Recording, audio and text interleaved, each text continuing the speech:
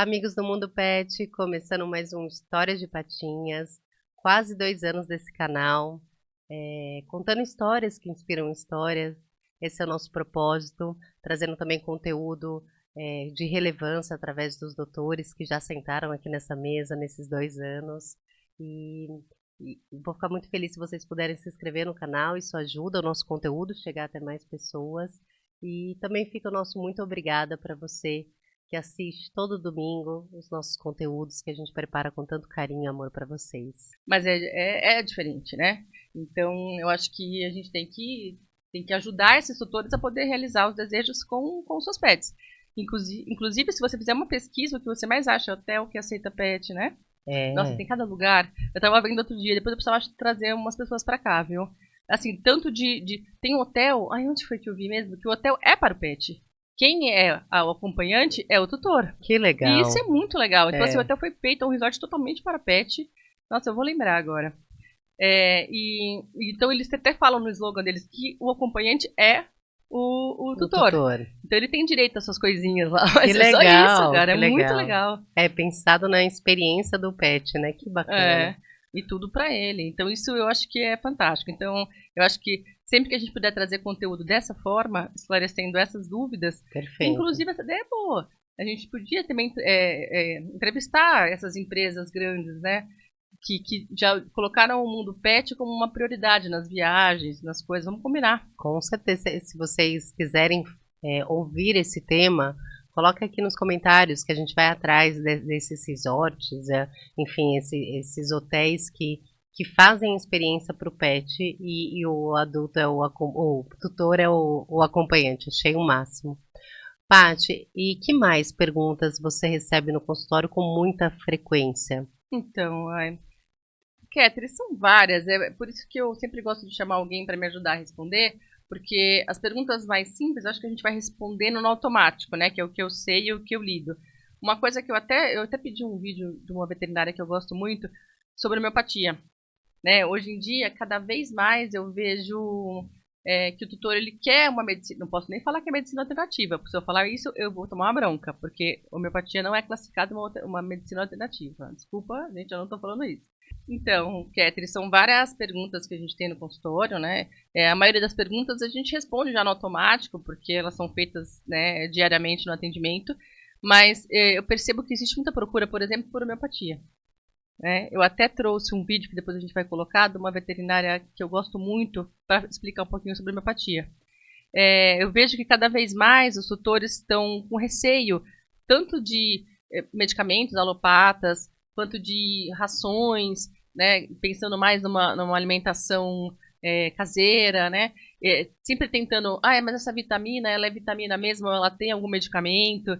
Então, eu acho que esses assuntos são assuntos importantes para a gente abordar e que eu também não entendo muito a fundo, mas que seria interessante a gente trazer para os especialistas. Por exemplo, vamos ouvir um pouquinho sobre a homeopatia. Bora lá, gente. Olá, amigos do blog Histórias de Patinhas, bom dia a todos. Eu sou a doutora Cristiane Astrini, médica veterinária homeopata e especialista em felinos. Trabalho na Calvet, Clínica Veterinária e Pet Shop. Vim hoje aqui conversar um pouquinho com vocês sobre o que é a homeopatia. A homeopatia é um tipo de terapia que usa substâncias naturais em ultradiluição para tratar os pacientes, não só caninos e felinos, como humanos também. A homeopatia hoje em dia está tão difundida que existem outros ramos do conhecimento que utilizam essa terapêutica para se beneficiar, como por exemplo nas questões agrícolas, na agropecuária, na produção animal, na produção vegetal, para evitar pragas, e também com as pessoas, né? As pessoas se beneficiam muito com a homeopatia, porque é uma terapia natural que geralmente não causa grandes efeitos colaterais, então pode ser usado em pacientes debilitados e, enfim, eu só tenho coisas boas para falar sobre a homeopatia. Então, pessoal, a homeopatia trabalha com ultradiluições. Nós temos uma tintura mãe que é feito com o produto natural original. E essa tintura mãe, ela é ultra diluída e depois ela passa por um processo chamado sucção. Então, na prática, para que vocês entendam melhor, por exemplo, vamos supor arnica montana. Arnica montana, primeiro é feita uma tintura mãe de uma determinada parte da planta com álcool. E aí essa tintura mãe, ela é submetida a uma ultradiluição. Então, pega-se uma parte da tintura mãe da arnica montana, dilui-se em 100 partes de água e a gente faz uma batida chamada sucção, onde existe um aparelho como um braço mecânico que bate de forma repetida essa solução por 100 vezes. E aí nós produzimos a diluição, né, a potência CH1. Para fazer a CH2, a gente pega uma parte da CH1, dilui em 100 partes de água e succiona 100 vezes CH2. E assim sucessivamente, nós vamos fazendo as potências homeopáticas. A homeopatia, ela foi criada pelo médico Samuel Hahnemann no século XVIII. Ele era uma pessoa filho de mercadores, então ele teve um autoconhecimento de línguas, podendo ter contato com livros de várias partes do mundo. E ele compilou esses conhecimentos e teve um seguinte insight. Ele pegou uma substância chamada Quina officinalis e ele percebeu que as pessoas que se intoxicavam com essa substância tinham os mesmos sintomas que as pessoas que tinham a malária. E ele fez essa associação. Então, ele começou a tentar tratar as pessoas que tinham malária com quina. Só que quando ele dava tintura mãe pura, sem diluir, as pessoas passavam mal por causa da intoxicação. Então, ele resolveu criar uma padronização de ultradiluição e começou a administrar para essas pessoas e percebeu que as pessoas melhoravam. Ainda assim, ele percebeu que quando ele viajava com essa substância diluída, a substância funcionava de forma mais eficiente. E ele começou a pensar, o que será que acontecia nessa viagem? Nessa viagem, o medicamento sofria um balanço, né? Por causa da carroça, naquela época viajava-se de carroça, viajava-se a cavalo, né? Então, quando ele ia para longe, a substância funcionava de uma forma mais eficiente. Então, ele criou uma padronização de diluição e agitação do medicamento, que a gente chama de sucção. E assim foi se criando os medicamentos homeopáticos, as potências dos medicamentos homeopáticos. Então, pessoal, a terapêutica homeopática, ela é apoiada em 4 pilares, tá? O primeiro pilar é a experimentação do homem são. O que isso significa? Quando Hahnemann ia testar uma substância, ele pegava um grupo de pessoas sadias, dava esse medicamento para as pessoas sadias que tinham uma determinada alimentação controlada, para que eles experimentassem em ultradiluição, logicamente para não intoxicar, e pedia para que eles anotassem todos os sintomas que eles estavam percebendo. E assim nasceu a matéria médica homeopática. Cada medicamento tem os seus sintomas que foram experimentados em pessoas sadias, tá? Esse é o primeiro pilar, né? A experimentação no homem são. Por isso que a gente brinca que os animais, eles se beneficiam dos seres humanos na terapêutica homeopática. Por quê? Porque esses remédios primeiro foram testados nos seres humanos, para depois serem usados nos animais. Então, os seres humanos testaram, compilaram os sintomas sentidos e assim foi criada a matéria médica homeopática.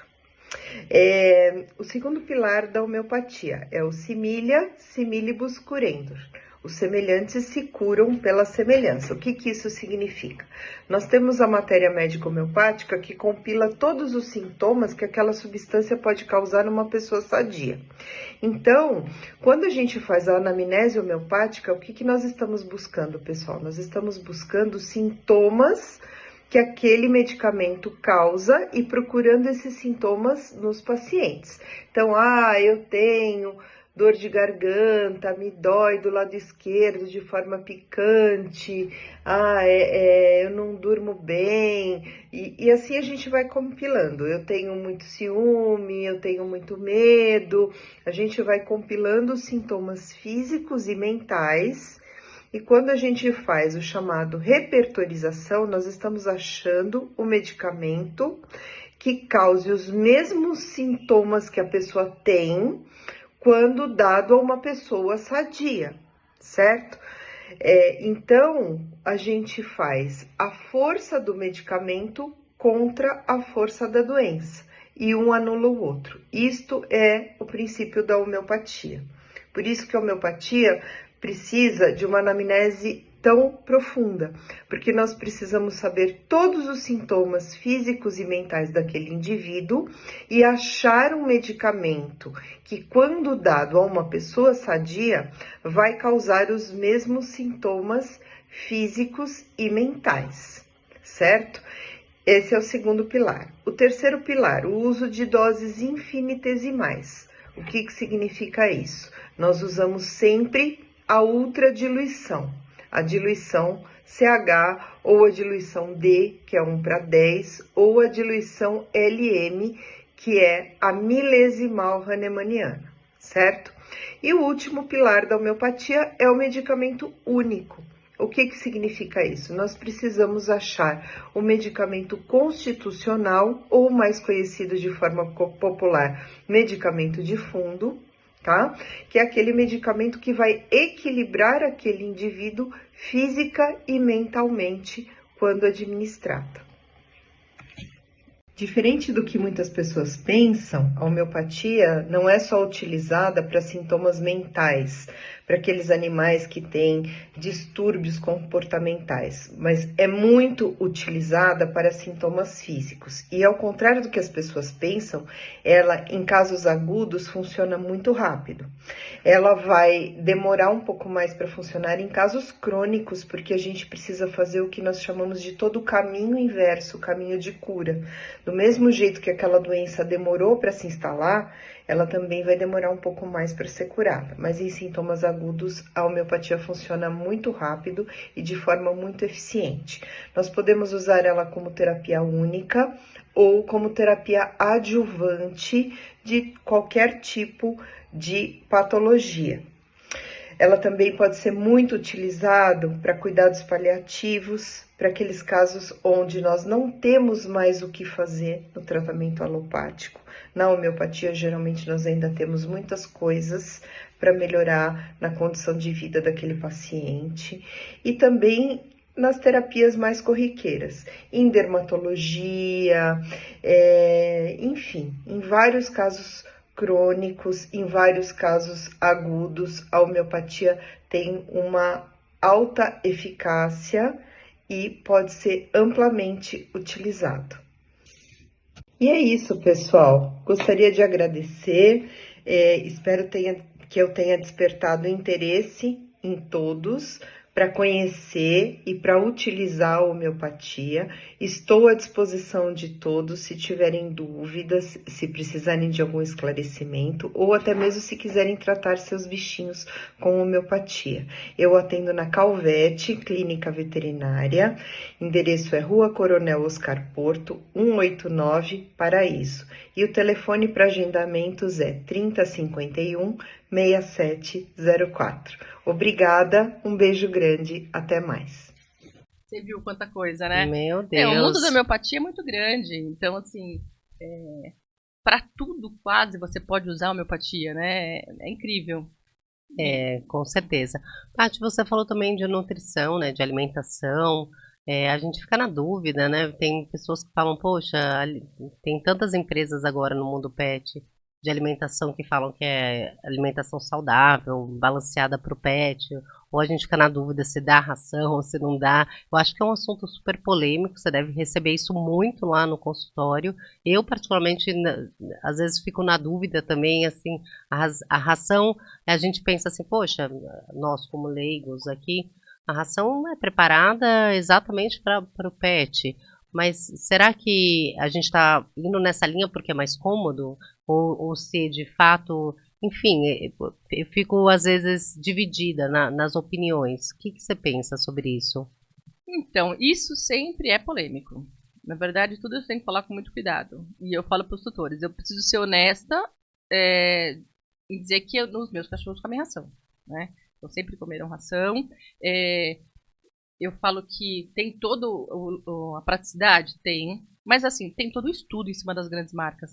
É impossível a gente também desacreditar grandes marcas que estão há tanto tempo no mercado, né?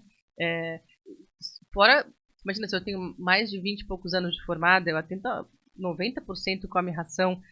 Os animais que eu atendo estão vivendo demais, né? Então, da mesma forma que melhorou muito a medicina veterinária, a alimentação deles continua a mesma, em ração, né? E a gente percebe menos patologias em rações melhores, né? Mas, infelizmente, com um poder...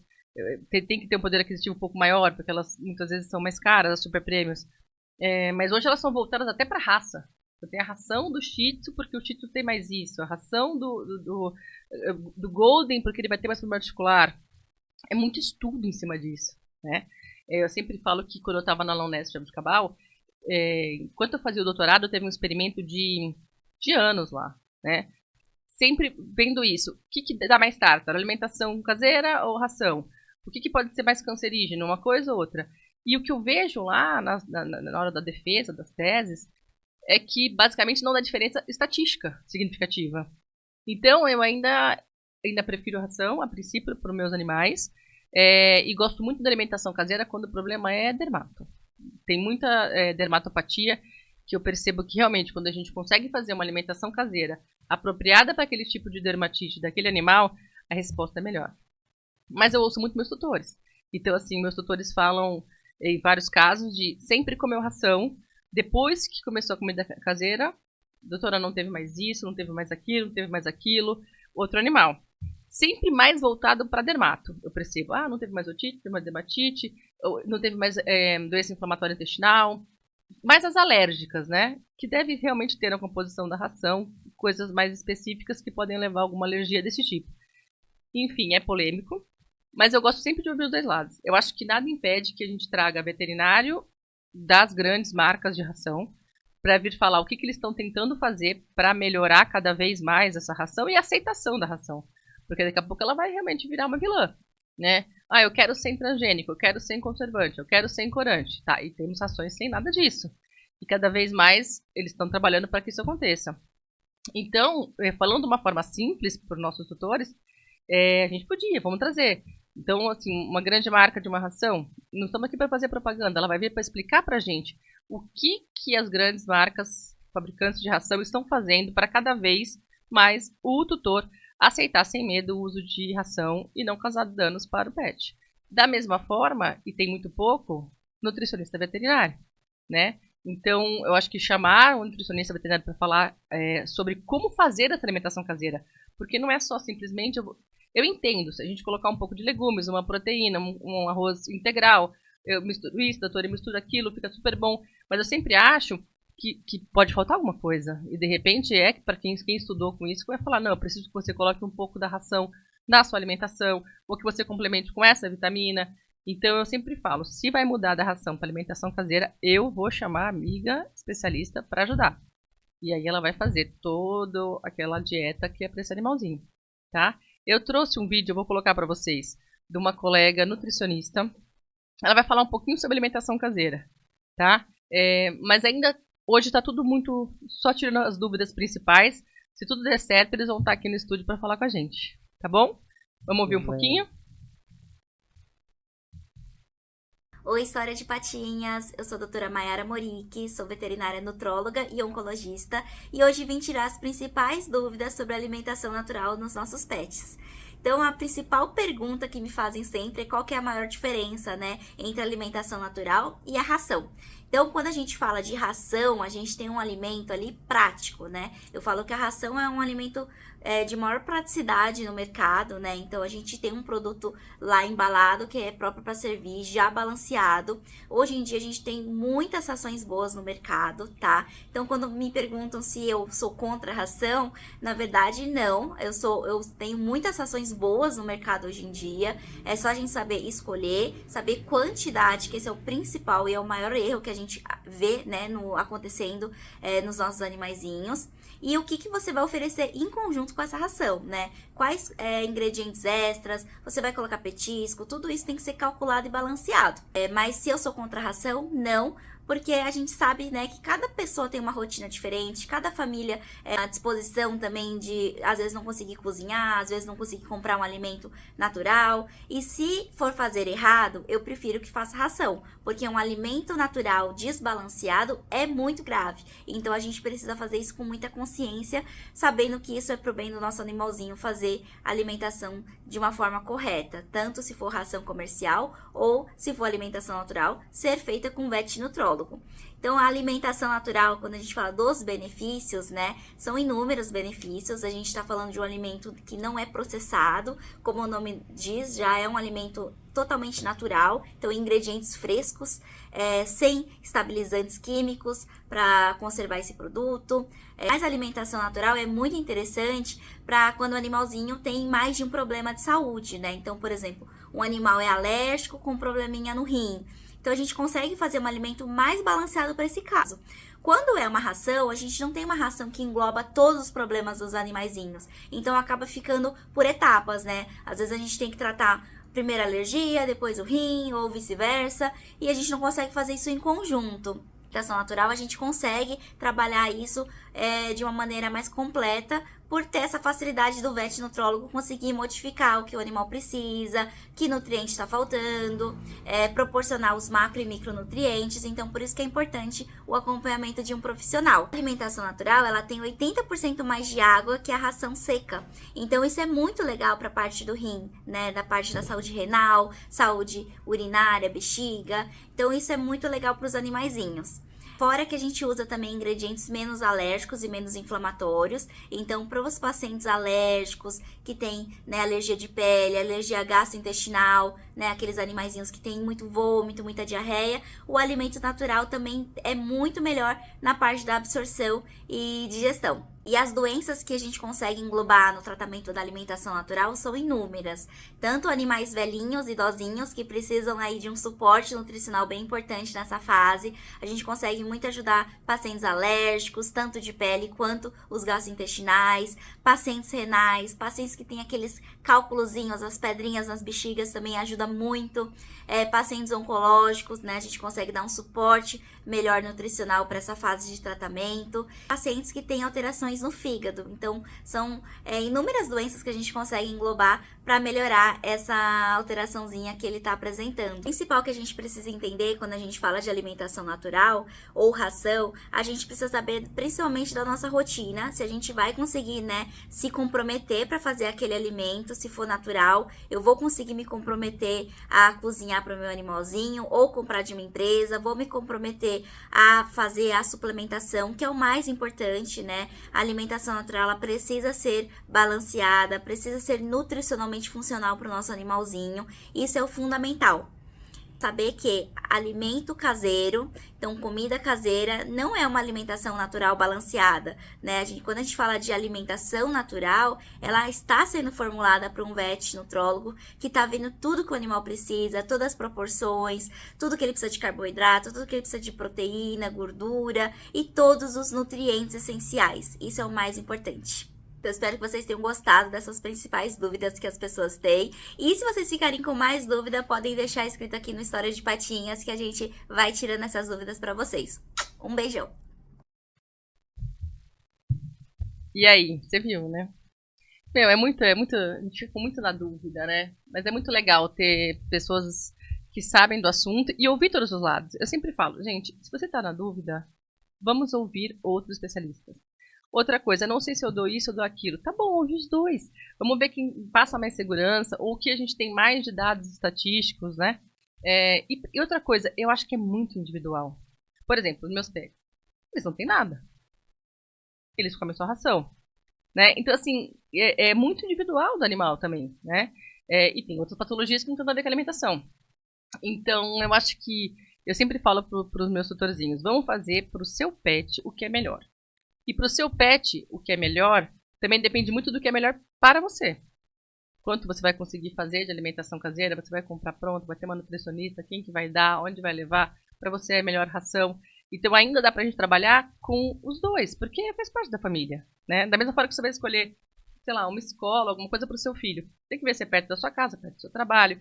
Você entende que a logística do pet também tem que adequar com a família desse pet.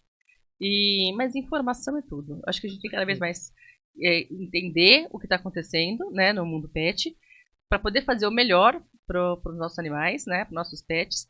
E o veterinário está aí para ajudar, e é por isso que a gente não para de aprender. Cada coisa nova no mercado que lança, a gente vai atrás, a gente pede para ir fazer palestra, né, onde eu trabalho, isso acontece muito. A gente quer entender o que é esse produto, porque ele é novo, então calma, vamos ver antes de usar. Como é que funciona, todos os efeitos colaterais. Então isso acontece com tudo, tanto com a ração, tanto com medicamentos, e com tudo que entrar no mundo pet, né? O veterinário tem que oferecer para o seu tutor e para o seu paciente uma coisa que ele tenha entendido o que é, né?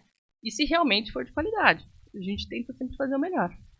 Nossa, Paty, a gente fica ouvindo você falar, são muitos anos, né, de experiência, mas acima de tudo uma empatia muito grande, né, de olhar sempre os dois lados, né, querer o bem pro pet, mas querer o bem pro tutor, isso é muito lindo da gente ver e acompanhar. E é uma profissão linda, né? Eu fico assim cada dia mais encantada. Não gostaria de ser veterinária. Eu deixo isso com você, porque para mim eu prefiro o outro lado, o cuidado, ficar perto. Mas ó, aconteceu qualquer coisa, Paty, ajuda aqui.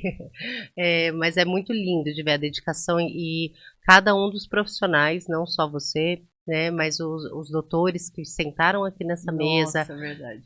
Você nota um amor, né? Eu acho que é uma profissão que tem um amor envolvido muito forte, né? Recentemente a gente teve o Dr. Guilherme, que foi fazer a faculdade de medicina veterinária com 42 anos. Passou uma vida desejando ser médico veterinário e as situações da vida foram acontecendo e depois com 42 entrou na medicina e hoje é um excelente oftalmo. E para você ver como existe essa relação mesmo de amor, né, de entrega à profissão, é muito lindo de ver. Paty e doutores estão nos assistindo, meus parabéns, porque é uma profissão linda e que ajuda a gente, né, pessoas leigas que têm os animaizinhos dentro de casa e que a gente quer o melhor e a gente não sabe o que é o melhor para eles, né, a gente tem a intuição, assim como uma mãe que gera um filho e naturalmente vem uma intuição, né, junto com a maternidade. Eu acho que acontece isso também com a gente, tutores leigos, né, a gente tem uma noção, mas se não fosse os veterinários nos ajudar em diversas situações, eu acho que esse canal traz também esse propósito, né, de dar informação, deixar a gente mais atento, mais afinado, né, porque a decisão de ter um pet vem consigo a responsabilidade de dar um bem-estar para esse pet, né? Não, é isso mesmo. Sou suspeita, né? Porque eu amo o que eu faço e na verdade, eu tô para dizer que eu nunca me encontrei com um veterinário que não dissesse isso. É engraçado, né? Porque às vezes a gente se forma, trabalha num lugar e fala, ai meu Deus, eu odeio o que eu faço, ai eu não quero trabalhar, que profissão que errada que eu escolhi. Acontece isso, né? E muda de profissão. E assim, acho que quem faz veterinária, é um negócio assim, faz porque gosta, e depois que começa a exercer a veterinária, lógico que tem vários obstáculos, como qualquer outra profissão, mas não chega a falar, nossa, que besteira que eu fiz fazer veterinária, ou assim, eu não gosto de trabalhar. Quem que não gosta de trabalhar para lidar com pet? Assim, então é uma profissão muito legal. Acho que a pessoa não faz, quero ser veterinária para ser rico. Não se engane, não é para isso. Tem vários obstáculos, como eu falei, né? Eu acho que é muito por amor, por dedicação, e também a pessoa nasce com o dom, eu acho, de ser veterinária, e eu acho que isso é muito bom, porque os nossos animais, eles merecem isso, que cuide. Nós erramos, como todo mundo erra na profissão, tentamos não errar, mas sempre pensando em fazer o melhor, porque não tem como, você só quer fazer o melhor para um pet, não tem como você pensar que você não quer fazer o melhor, né? É muito legal. Eu também agradeço todos os veterinários que vieram aqui nesses 2 anos. Meu, tem conteúdo demais lá, vocês têm que olhar, gente. Tem conteúdo demais. Se você olhar em 60 episódios, eu acho que mais. Mais de 60. Meu, você quer ouvir sobre. Eu quero ouvir sobre florais, tem lá. Adestrador, dicas de adestrador. Eu quero saber quais são as doenças mais importantes cardiovasculares, porque meu cachorro está com problema no coração, tem lá. Né? Eu quero ouvir sobre ultrassom, já tem lá sobre homeopatia, nós vamos falar hoje de novo. Enfim, se a gente começar a olhar, fora as histórias, tem muito conteúdo. Meu cachorro come cocô, tá lá conteúdo de coprofagia. Então é legal, a gente quer aumentar muito esse canal para ter muito conteúdo, para quando vocês precisarem de uma pesquisa, vocês Com poderem certeza. recorrer lá. Muito bem, gente. Obrigada pela presença de vocês. Mais um episódio. Todo domingo, né, Paty? Faça chuva ou faça sol, a gente está aqui trazendo o nosso melhor para vocês. Então, quem puder continuar com a gente nessa corrente Pet do Bem, né, como a gente falou no início, se inscrever, curtir, isso ajuda muito o nosso canal. Nós somos um canal autônomo, a gente faz tudo isso de coração, não tem patrocínio. Aqui é de fato com o intuito de gerar um conteúdo de valor para vocês. Isso. E para poder ouvir as pessoas sem restrição, e a gente quer ouvir todo mundo. É isso aí. E se você quiser vir aqui contar, fazer uma homenagem, né? A gente recebeu já vários convidados que infelizmente perderam seus pets e usam esse canal para homenagear esses pets que fizeram toda a diferença na vida.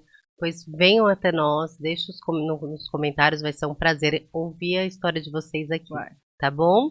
Vai ser um prazer. Fechou. Obrigada, viu, gente? Obrigada, Nosso Ká, brinde. lindona. Obrigada, Paty. Beijo. Foi ótimo. Obrigada aos profissionais. Obrigada. Tchau, tchau. Até mais.